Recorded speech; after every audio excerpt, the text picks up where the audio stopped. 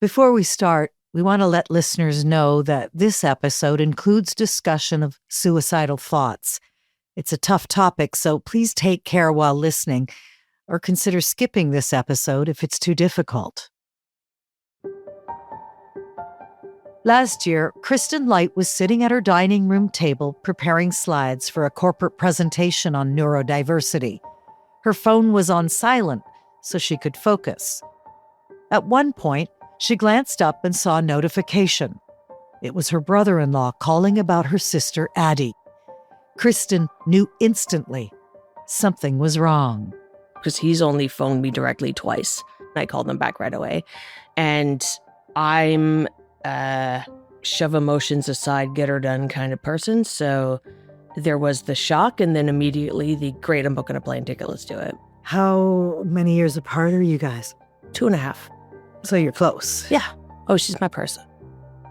That day, Kristin learned Addie had just been diagnosed with uterine cancer, and she was going to be there for her, the same way her sister had once been there for her years earlier when Kristin faced a crisis of her own, a mental health breakdown so severe she wasn't sure she could go on.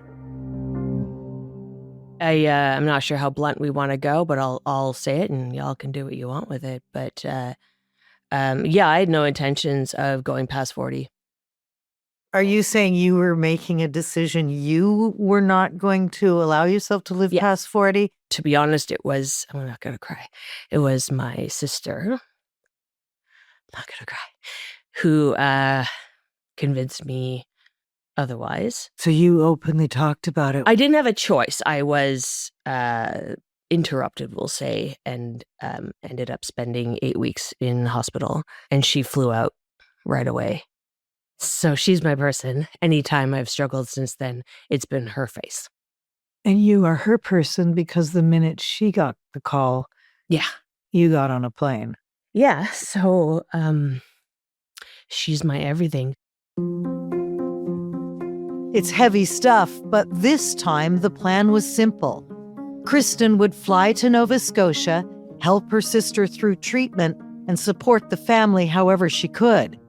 But just before boarding that plane, she stumbled across something unexpected, something that might help her sister and possibly herself. The timing was sort of serendipitous, I'll be honest. I was already in for a mammogram, which I get at least every year, sometimes more often due to my incredible lumpy nature. So I was already in the cancer mindset, so to speak, and I walked past this banner that I'd never seen before. The banner was for something brand new, an ambitious research study designed to test people for inherited genetic risks for certain cancers with one very simple blood draw. Full disclosure, I also signed up for the same genetic test. And before this episode is over, both Kristin and I will get our results. Do we carry the gene for cancer?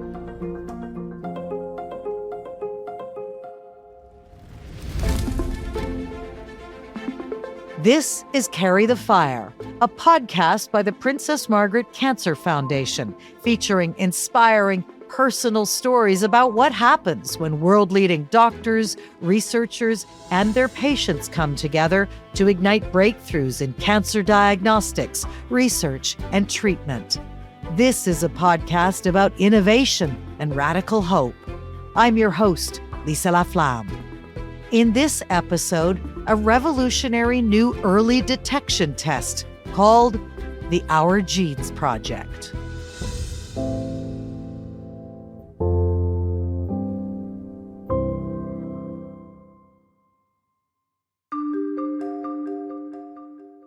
Kristin, and me for that matter, had signed up for something much bigger than we realized. To understand just how ambitious the OurGenes study really is and what scientists hope it could reveal about cancer risk, I sat down with Dr. Raymond Kim. He's the scientific lead at the Peter Gilgan Centre for Early Cancer Detection at Princess Margaret Cancer Centre. 10% of cancers are attributed to the genes people were born with. The other 90% are usually because of the genetic changes you acquire after you are born. through exposures, through smoking, environmental problems, viruses, etc. But at least 10%, if not more, of all cancer cases are because of the genes you were born with. So the OurGenes program is a project where we are trying to provide access to genetic testing for inherited forms of cancer and other diseases that may make a difference in many people's lives. And those inherited forms of cancer are mainly breast, ovarian, prostate, pancreas for BRCA. And Lynch syndrome, it's primarily endometrial and colon cancer. So we analyze all 25,000 inherited genetic conditions at the same time. Lynch syndrome is an inherited genetic condition that significantly increases the risk of developing uterine and colorectal cancers. It might have been the cause of Addis's cancer. Genetic testing traditionally has been targeted towards high-risk people, those people who have a strong family history of cancer or have a young history of cancer. And we know that captures the majority of a lot of patients, but we're beginning to realize that it doesn't capture all patients. So if you take the blood test and you actually have the gene, it doesn't necessarily mean you have cancer. Is that correct? That is correct. Such an important distinction. And it must be really mentally challenging for people to hear that information. There's a sense of ticking time bomb there. I have the gene, but I don't have cancer. Am I going to get it? How do you calm that? So we provide some reassurance that most of the cancers that they are at risk of, there are measures for us to monitor or intercept, either through imaging, biopsy, or removal of that at-risk organ. So simply because you're at risk of cancer doesn't mean that it's going to affect your life if you undergo the intensive surveillance and options that we provide to you. So all of those patients who are turned out to be positive due to this study will get shepherded into the right pathway. And hopefully we would have prevented a cancer in them and then their family members. So without a test like this, it's essentially for the ordinary person a waiting game. Would you agree with that? Yes. Without knowing your genetics, yes. A waiting game Kristin could possibly avoid by taking the test. Were you doing the test for you or for her? For her. And that's such a strange thing to say, I suppose. Yeah. But my own health didn't even cross my mind. It was, okay, what other information can I provide to her and her oncologist? It was too late to prevent cancer in Addie, but Kristin could maybe shed some light on their shared genetics and help Addie address any other cancer risks. There were other people she could help too. I have cousins, second cousins, first cousins. What information can I provide? Obviously, genes are complicated. Everyone has their own duo. But if information that I could provide would help them make decisions about whether or not they want to get their genes screened or book additional screenings or finally get around to that mammogram, I wanted to make sure to pass that information on. I don't think it occurred to me about my own health until a lot further down the road. For me, taking the test fell squarely into the category of forewarned is forearmed. Like a lot of families, cancer has touched mine also. My father was treated at Princess Margaret. Several aunts on both sides of the family died of it. So did my maternal grandmother. In fact, a couple of years ago, I had my own scare, a tumor on my colon. Thankfully, it turned out to be benign. But when you have 3 sisters, anything that might help us stay one step ahead of cancer feels worth knowing. So, like Kristin, I wanted the information. I wanted to know. I applied for the gene study, I think 5 days before I flew out. And I was going to be spending a month and a half at least helping her through surgery. So I was just looking at my calendar before I sat here with you, and I realized it was really fast. I applied on November 29th and did the blood draw December 1st. After a quick and easy blood draw, Kristin boarded that flight to Nova Scotia to be there for her sister. So I was actually with her when all the results started coming in. They did find the BRCA2 variant, which relates most strongly to breast cancer. BRCA is a gene mutation that increases the risk for breast and ovarian cancers in women. I can't remember the exact range, but it was huge, like a 50-point difference, and which didn't really tell me anything about my own. And it wasn't until I got on the phone and had my explanation call that it made a little more sense, and that it was up to 70% higher risk of breast cancer, that's no joke. Doesn't mean you'll absolutely get it, but it's still a monstrous increase. For people who take the OurGenes test, the first notice arrives by email, but that message is really just the beginning. Everyone is then scheduled for a call with a genetic counselor, someone trained to help interpret what these results actually mean. And later in this episode, I'll get my own call with my results. Yeah, she kind of did the quick overview of options, everything from do nothing to preventative double mastectomy, Angelina Jolie style, which actually she even brought up Angelina Jolie, which makes sense to people of my vintage. In reality, most people land somewhere in the middle of that spectrum, not doing nothing, but not rushing into major surgery either. For Kristin, the recommendation was careful monitoring, regular screenings for breast cancer offered through the hospital. But before she could think about next steps, there was someone she had to tell, her sister Addie, the same sister who just finished treatment for uterine cancer. She too could carry the BRCA gene. She might also have Lynch syndrome. Suddenly, the test Kristin had taken for Addie had become something much bigger. And the timing couldn't have been worse. It was just before Christmas 2025. I made the decision not to tell her right away. I would assume nobody in the middle of recovery from a major surgery for their current cancer really wants to be sat down and told all about their risks of other cancers. So I thought, I'm going to give her a week or so. But a few days after that, I felt like I was taking her agency away. So I let her know that my study results had come through, and whenever she felt up to it, we could chat. And she probably said immediately, tell me it. Did they find anything? Well, I mean, she was laying on a couch for a month, so she was looking for anything interesting to talk about, I'm sure, at that point. What was that conversation like between the two of you? I think I came right out and said the specifics. She stared at me. I stared at her waiting for a reaction, like an understanding and a processing, and she looked at me like I had 6 heads. She said, What are you talking about? And I guess I took for granted that other people read every possible detail of their mammogram reports and dig into all of it. So I explained what it was, but I recognize that I'm a bit more nerdy about this stuff, I guess. So I explained the risks, I explained what it meant, and then we sort of went down the list, some of the other things, and I remember my sister sort of brushed it off. She went, oh, well, okay, I guess that's that. We should tell our brother. And kind of just moved on to, I don't know, talking about heated rivalry or something, just sort of jumped ahead to some other completely different subject. And that's so Nova Scotia of you, two sisters, to bring up the great Rachel Reed book. Right.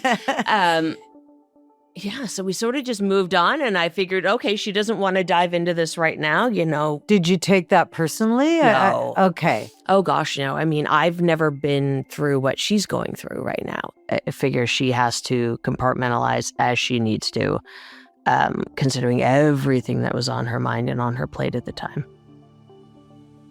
How have you and she now processed that information? Emotionally and medically? The first thing we wanted to figure out, to the best of our knowledge at the time, was which side of the family, because it was only one of the two, you can have, I guess, 2 variants, and we only had the one, which side of the family that came from. Because which side it came from sends us down a different path and a different next steps in terms of how many people we talk to about this, what they do about this, how many other generations might be affected, etc. Kristin's family history is complicated. So my dad's dad is one of 13 brothers and sisters. So but I didn't know that till fairly on in life because we didn't talk to anybody. We were just a little silo. So I have cousins I don't know exist. And my dad's wife, my stepmom, actually in the last few years had started down the ancestry rabbit hole of just trying to trace all the different families. So we were still learning what that side of the family looked like. And very similar on my mother's side because her father was estranged from the family. So there could have been all these other people we didn't know existed either on that side, and therefore medical information we didn't have. And it was after my results had come in, and I sent a casual message to my stepmom and, hey, when you did the ancestry digging, anybody get breast cancer? Ovarian, anything? Because when I'd asked my dad, he'd said, no, I don't think so. And so, when the results came in, I thought I'm going to ask my stepmom. Maybe she'll know. Maybe she's a little more into the results of the ancestry. And that's when I found out that actually many of my grandfather's siblings, breast cancer showed up 3 or 4 times. Until that moment, Kristin had no way to trace patterns, no idea how deep inherited cancers ran in her family. She might never have known about the BRCA variant at all. What about emotionally? What's it like to live with this information? Empowering, I would say, actually. You can't do a lot about what you don't know. And there may have been a brief emotion at some point, a thought of why did this happen? But it didn't happen. It's always be there in the DNA. So it's a very different emotional reframe. You didn't do anything to cause it. You didn't eat the wrong vegetable. You didn't spend too much time in the sun. None of it was your fault that the gene showed up the way it did. But what you do about it is in your control. Then it was my turn. Like Kristin, my results first landed as an email in my inbox. I resisted the urge to open it and waited instead for my conversation with Laura Redondo, a genetic counselor at the Balwani Familial Cancer Clinic. We recorded the whole conversation, and before getting into it, I asked her to describe the people who've participated in the study to this point. In my experience, disclosing some of these positive results, these individuals are highly motivated individuals that appreciate this information, even though sometimes it comes as a surprise because some of them don't have a family history of cancer, and then they find out that there is an increased risk. And I think what's top of mind for these individuals, other than what the recommendation is for them, is something that in genetics is so important, is what does that mean for their families as well? And what does it mean? Does it mean their kids need to be tested? Their siblings need to be testing? How far does this go? So when we do find a genetic change in an individual, the assumption is that it's coming from either of their parents. So their parents are at a 50% chance of having that variant, as well as their siblings. And then if the individual has children, then their children also have a 50% chance of having this genetic change. In which case, what we do in clinic is that we equip these individuals with the resources to be able to disseminate this information to their relatives. So we have what we call family letters, and those are a 1-page document that summarize that a finding has been identified in their family and that they're at risk of having the same genetic change and what that means and how to be referred to the appropriate care. And we also equip them with a referral form for genetics as well. And I've had individuals also contact us to help us disseminate this to their relatives. Are you able to hop on a Zoom call with me and my relatives so we can talk about what this means for them? I haven't opened this because I've been waiting for you, Laura. With some anxiety, I'm not going to lie to you. It can be a bit stressful knowing you've given a blood sample. And obviously, I take this risk because I understand early detection will help down the road if need be. So you're going to tell me what you've learned about my DNA, my genes. Yes. Okay, let's have it. Okay. Is it normal that my palms are sweaty right now in the lead up to this? Yes. Okay. Very, very normal. I'll get right to this. In your case, none of these types of inherited changes were found. We didn't find any pathogenic or likely pathogenic variants, which is why your result is considered negative. Oh my goodness. This is great news, Laura. I didn't know what I was going to hear, and I'm strangely emotional. I have a bit of a lump in my throat, and I'm really relieved because certainly there is cancer in my family, and I had no idea if I had any of those genes. So, wow. And this is now forever. I will never acquire those genes, correct? Yes, these results do not change. This is what you were born with. So it's breast cancer, ovarian, prostate, pancreatic. This test doesn't mean I will never get those, does it? Yes, that is correct. It doesn't mean that you will never get these conditions. At the same time, this test also focused on very specific, well-established gene, but a negative result, one doesn't exclude the possibility that an individual may develop cancer due to external factors, or that 90%. Environmental factors such as sun exposures for melanoma, or exposures to asbestos or smoking for lung cancer.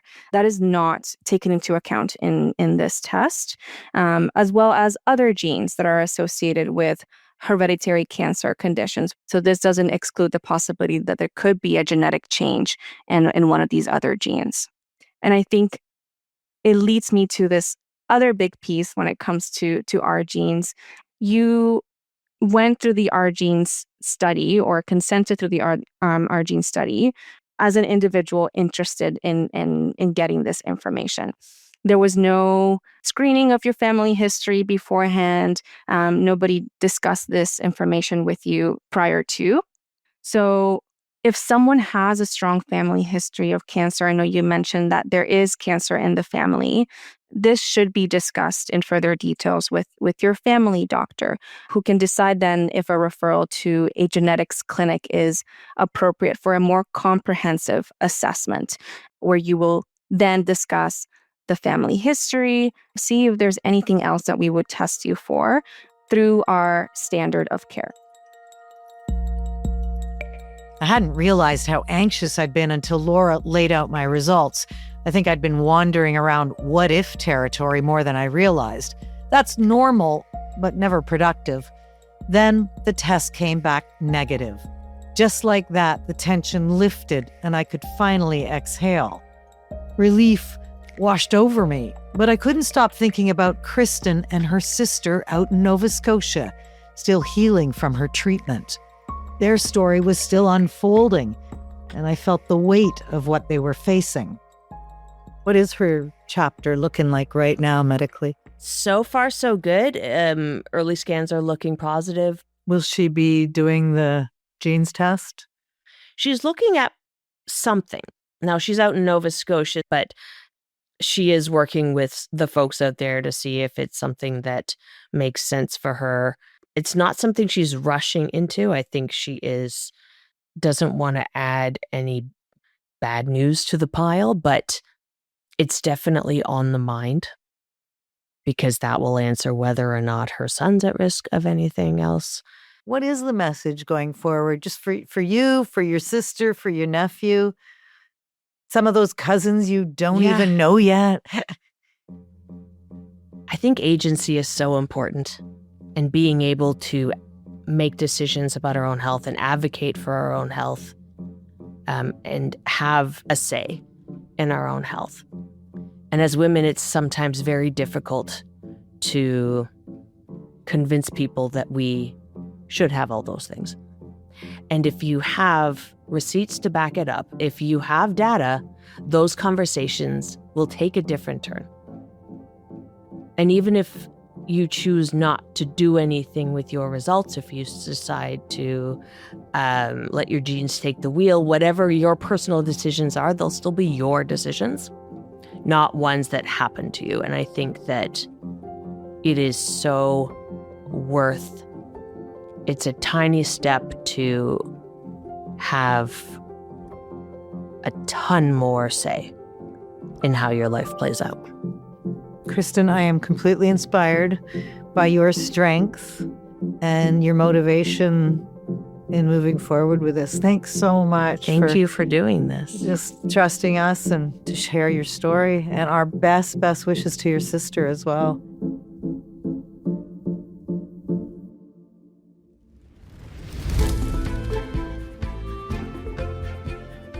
You've been listening to Carry the Fire from the Princess Margaret, a world-leading cancer research center. If you found this episode meaningful, please subscribe, rate, and leave us a review. To learn more, check the show notes and share this podcast with friends and family to help create a world free from the fear of cancer. I'm Lisa LaFlamme. Thank you for listening.